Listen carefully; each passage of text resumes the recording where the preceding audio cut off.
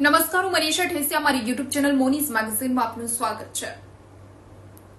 American space agency નાસાએ હવે પોતાના બે અવકાશ યાત્રીઓ સુનિતા વિલિયમ્સ અને બુશ વિલ્મોરને પૃથ્વી પર પરત ફરવાની વાતની પુષ્ટિ કરી છે। જી હા, છેલ્લા 9 મહિનાથી ઇન્ટરનેશનલ સ્પેસ સ્ટેશન પર ફસાયેલા સુનિતા વિલિયમ્સ અને બુશ વિલ્મોર હવે ખરેખર પૃથ્વી પર પરત ફરશે। તો વાત કરીએ આજના વિડીયોમાં કે સુનિતા વિલિયમ્સ અને તેના સાથીઓને કોના દ્વારા અને કેવી રીતે પૃથ્વી પર પરત લાવવામાં આવી રહ્યા છે।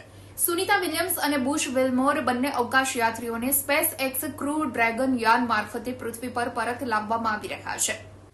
જી હા, એલન મસ્કની કંપની સ્પેસ એક્સનું અવકાશયાન ડ્રેગન, જેને 15 માર્ચના રોજ ભારતીય સમય પ્રમાણે સાંજે 4:30 વાગ્યે ફાલ્કન 9 રોકેટથી ઉડાન ભરી હતી અને તેને ફ્લોરિડાના કેનેડી સ્પેસ સેન્ટરથી લોન્ચ કરવામાં આવ્યું હતું।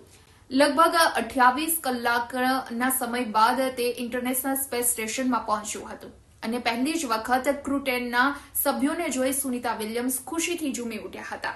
હવે આ જ સ્પેસ એક્સનું અવકાશયાન ડ્રેગન છે તે સુનિતા વિલિયમ્સ અને તેના સાથીઓને લઈ આવતીકાલે 19 માર્ચના રોજ વહેલી સવારે અમેરિકાના ફ્લોરિડાના સમુદ્ર કિનારે ઉતરશે।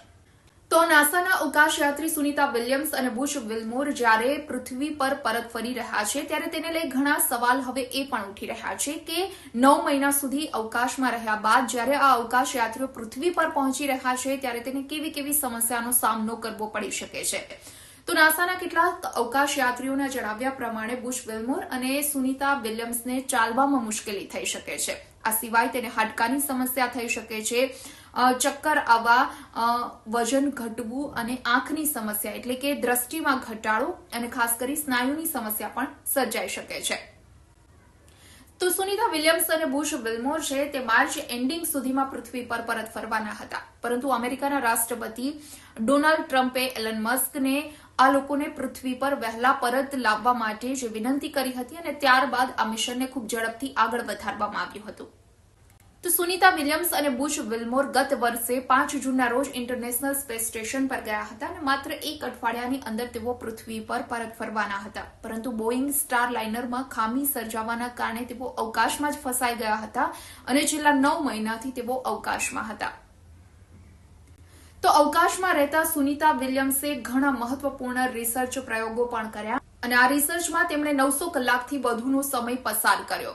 આ મિશન દરમિયાન તેમણે બોઇંગ સ્ટારલાઇનર ચલાવવાનું કામ પણ કર્યું હતું અને જેને બનાવવામાં તેમણે ખુદ મદદ કરી હતી, જેની પાછળ નાસાએ $4.2 બિલિયન ખર્ચ કર્યો છે। તો ઇન્ટરનેશનલ સ્પેસ સ્ટેશન પર રહેતા સુનિતા વિલિયમ્સે ઘણા રિસર્ચ પ્રયોગો કરી અને ઘણી બધી બાબતોમાં બદલાવ કર્યો છે। વિડીયો પસંદ આવ્યો હોય તો લાઇક એન્ડ શેર કરવાનું ભૂલશો નહીં અને હજુ સુધી મારી ચેનલને સબસ્ક્રાઇબ ન કરી હોય તો સૌથી પહેલા ચેનલ સબસ્ક્રાઇબ કરી લેશો। આવા જ ઇન્ફોર્મેટિવ વિડીયો સાથે ફરી મળીશું।